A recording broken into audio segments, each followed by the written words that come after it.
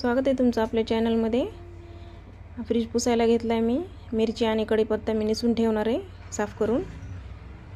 ओला आहे तो तर खराब झाला आहे, थोडा साफ करून ठेवणार आहे मी। 8-10 दिवस पुरतो एवढा नीट करून ठेवला का।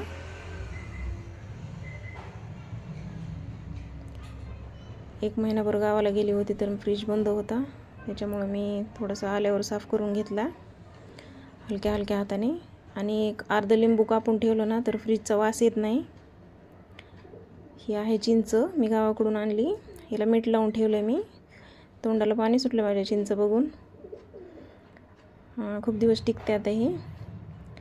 मी काही जास्त सामान फ्रीजमध्ये ठेवत नाही, भाज्या पण संपलेल्या आहेत माझ्या सगळ्या। आणि आहे खोबऱ्याचा किस आणि लसूण, ऐन वेळेला पटकन घेता येतो। वांगे आणि टोमॅटो, हळकुंडाचा तुकडा आहे, एकच राहिलेला आहे। धन्यवाद।